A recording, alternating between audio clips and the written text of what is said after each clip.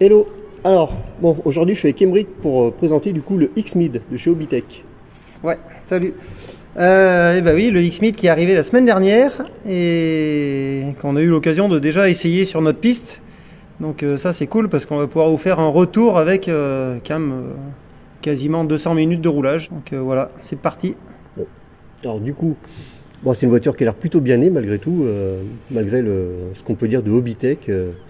Ils ont quand même fait un sacré boulot de développement, parce que c'est quand même très proche de ce qu'on voit en vraiment 4-2 de compétition, mine de rien. Alors après, niveau ressenti de pilotage, parce que tout ce qui est unboxing, présentation de la voiture, savoir où sont les vis, on l'a déjà vu un peu sur pas mal de chaînes.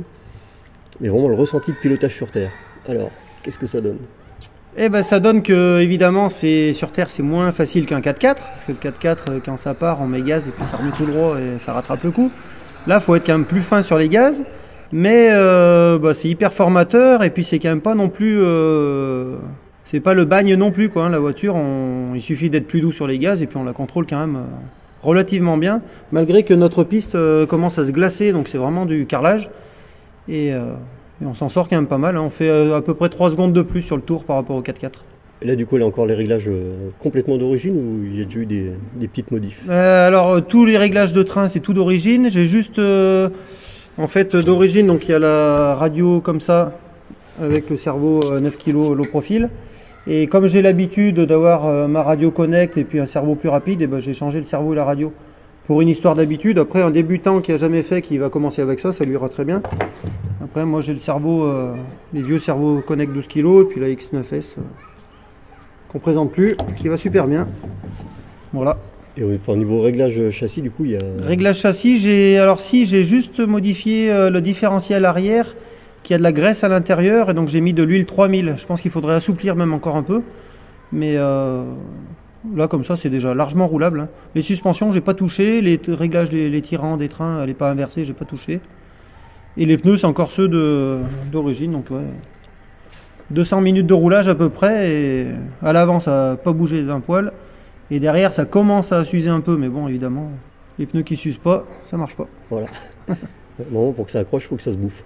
Oui. Et le moteur, du coup, c'est sous-motorisé, sur-motorisé Pour la piste, nous, ici, ça va très bien. Le moteur, c'est un 3400 kV d'origine. Après, le pignon d'origine va très bien aussi. Dans la ligne droite, on pourrait aller un peu plus vite, mais après, il y a le banking. Et pas forcément intérêt à se foutre en vrac dans le banking non plus. Donc pour ici, franchement, il n'y a rien à changer, à part si on veut l'électronique un peu plus rapide quand on a l'habitude, mais c'est tout, quoi. Le reste, ça va bien. Et au niveau réglage de l'ESC, au niveau du punch ou du frein, quelque chose de fait, ou c'est encore la carte d'origine? Ouais, alors j'ai roulé beaucoup d'origine et puis là j'ai remis un petit peu moins de frein et un petit peu de punch en moins. J'ai mis le 2 au lieu de 3, je crois, le punch. Et pour assouplir un petit peu, pour la rendre encore plus facile, parce que faut toujours doser les gaz, quoi, avec un 4.2. Mais sinon, après au niveau puissance, par contre, le Vario 60 ampères d'origine, il va super bien. Il est doux, il est coupleux. Enfin, c'est vrai qu'il part pas d'un coup, quoi. Donc ça va hyper bien pour l'utilisation qu'on a ici. Ouais. Et du coup, pour un 4.2, c'était le premier que tu pilotais ou ouais. Déjà essayé avant? Non, jamais essayé. Ah, ouais. En matière avec un brochet direct. Ouais, jamais essayé. J'en ai vu rouler là sur la piste, mais j'en ai jamais essayé. Et après, c'est sûr qu'on freine plus tôt, et puis bon, c'est pas la conduite d'un 4x4, mais. Et comme ça, au ressenti, il y aurait quoi à faire comme réglage? Est-ce qu'il y a moyen de l'améliorer un petit peu ou... Pour moi, non, ça va pas mal. Après. On a vu qu'il y a plein de trucs qui ont été pensés quand même sur le châssis au niveau des points d'ancrage et tout ça. Tu peux régler le centre de roulis qui est réglable au niveau des. Je sais jamais comment tu dis. Au niveau des porte-fusées arrière, il devrait y avoir des inserts au niveau du triangle pour régler le centre de roulis. Et après, il y a cette petite pièce qui est rapiécée en haut du porte-fusée. Pas si on peut une pièce qui se rajoute. Et du coup, cette pièce, on peut supposer qu'un jour Hobbytech va faire des options pour modifier l'ancrage à cet endroit-là, soit pour allonger le tirant supérieur, soit le raccourcir ou le mettre plus haut, plus bas pour gérer la prise de carrossage à l'enfoncement. C'est peut-être bien pour ça qu'ils ont fait le porte-fusée en 2 parties. Et pareil du coup à l'avant, au niveau des porte-fusées, les petites plaquettes qui rattrapent la direction, on peut supposer pareil qu'il y aura des plaquettes différentes pour gérer la Karmann de différentes façons. Ça fait plaisir quand même d'avoir autant autant de possibilités de développement sur la voiture. Et puis après, ouais, il y a des petits trucs qu'on peut noter, mais par exemple, toutes les chapes sont 4,5 de diamètre, elles sont plus grosses que les chapes du BXR, et puis c'est pas les mêmes chapes, on dirait que le plastique est plus dur. Donc je pense que ça sautera moins facilement que les chapes du BXR par exemple. Parce que c'est vrai qu'au ressenti, la portion était déjà pas mal roulée, où il n'y a aucun jeu, Ouais. il n'y a rien qui Ça a n'a bougé. pas bougé. Ouais. Et puis après, alors il y a des détails tout bêtes, mais par exemple sur le BXR, quand on veut démonter le capot de cellule, on est presque obligé de démonter les supports d'aileron parce que la clé elle est en travers, elle n'est pas en face de la vis. Et souvent on abîme la tête de vis quand il faut démonter sur les supports là. Là, les trous ont été décalés, les supports d'aileron ont été resserrés et le tournevis y passe. Donc, et puis donc, quand j'ai remis de l'huile dans le diff, donc j'ai démonté derrière. Il y a juste deux vis là, le capot s'enlève et le diff sort directement. Donc c'est vraiment un accès rapide.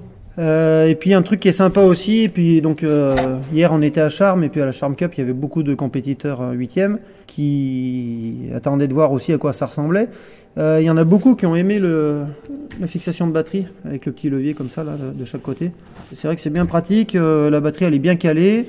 D'ailleurs il y a des trous sur le côté donc je pense, on n'a pas démonté encore mais je pense qu'on peut régler la position de la batterie. Et puis après, oui il y avait des petits détails, les axes d'étrier sont montés sur des circlips, donc il n'y a plus la petite vis comme sur le BXR qui tenait l'axe au milieu qui n'était pas très accessible. Là quand on enlève la roue, on enlève le clip, l'axe il sort directement. Donc pour la maintenance, on voit qu'il y a un travail qui a été fait. La plateforme est beaucoup plus moderne que le BXR. On voit qu'ils sont vraiment repartis sur une base neuve.